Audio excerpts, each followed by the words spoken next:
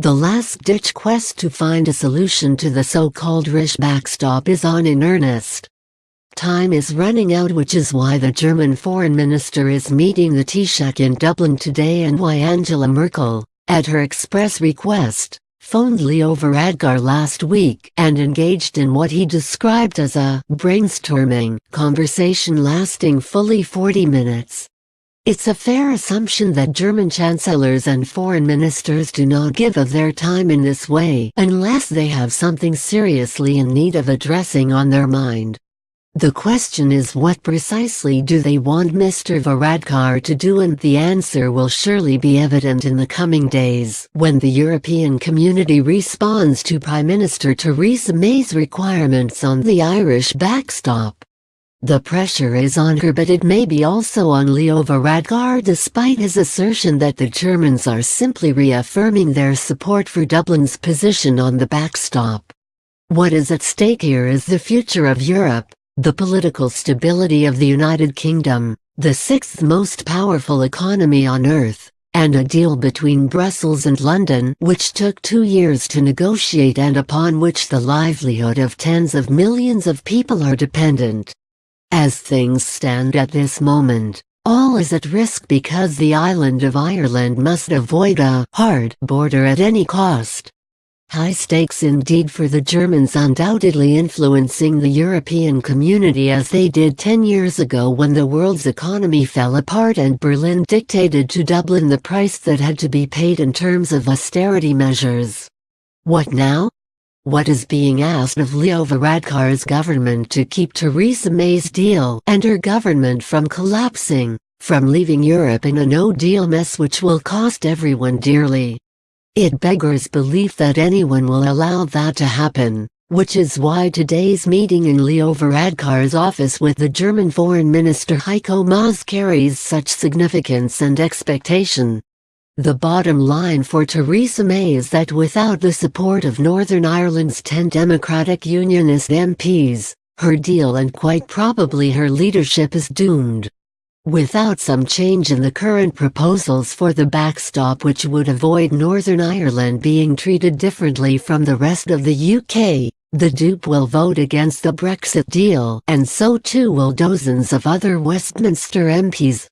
Nor is it certain that even if the DUP was sufficiently reassured to vote for the deal, that enough of the 102 Conservative MPs who recently withdrew their confidence in Mrs May's leadership would follow suit. It is far from certain that satisfying the DUP will satisfy the rest, but this is an assumption many observers of Westminster seem prepared to make. So what could be done about the Irish backstop to get the DUP on side and squeeze Mrs May's deal past the winning post without Brussels losing face? At the heart of this dispute is the fact that Northern Ireland might face different rules and regulations imposed from Europe, not London, if a new trade deal cannot be completed between the UK and the EU before December 2020. The fear is that such trade deals can take years and years to negotiate and that Northern Ireland would be left in limbo, half in and half out of the European community. Under the current legally binding wording of Theresa May's deal with Brussels, Northern Ireland would be subject to EU rules and regulations, involving checks on goods from Britain, on an open-ended basis. Though a majority of people here voted to stay in the EU, and many businesses and farmers like the idea of a halfway, best of both worlds arrangement, the DUP does not. And like it or not, the DUP holds the whip hands at Westminster and potentially the future of Europe and the UK in the hands of its MPs. At the heart of Brexit is the Belfast Good Friday Agreement. Above all, everyone in Europe has united behind Leo Varadkar in upholding the agreement, the spirit of which, if not the actual text, requires the fullest cooperation across the island of Ireland, not least the avoidance of any border. All of the emphasis on the Good Friday Agreement has related to the open border aspect. No one, not even the DUP, disputes the importance of keeping trade, commerce and people flowing freely across the island of Ireland. However, The actual text of the agreement has much to say about Northern Ireland's status within the UK and how that cannot be changed without the consent of a majority of people here. The question, however, is whether checks, rules and regulations between Great Britain and these shores alters the status of Northern Ireland sufficiently to contravene the Good Friday Agreement. The agreement is meant to reassure Unionists on the constitutional link with the UK. It recognises the present wish of a majority of the people of Northern Ireland, freely exercised and legitimate, is to maintain the Union and, accordingly, that Northern Ireland's status as part of the UK reflects and relies upon that wish. And that it would be wrong to make any change in the status of NI save with the consent of a majority of its people. The phrase "any change in the status set against a backstop border down the Irish Sea" surely offers food for thought in any revision of the current Brexit deal.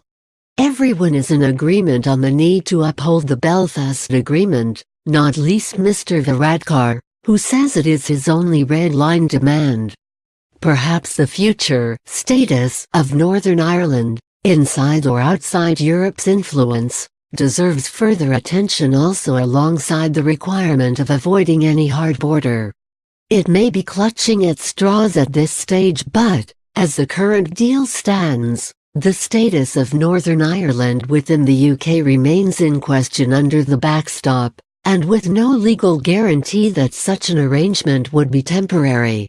If London, Dublin, Brussels or Berlin want a way out of this mess, it appears their only hope is to revisit the backstop with a view to ensuring that at best it will be legally limited to a brief period of time, rather than potentially open-ended, and that any barriers between Northern Ireland and Great Britain are just as unacceptable as any on this island with our neighbours.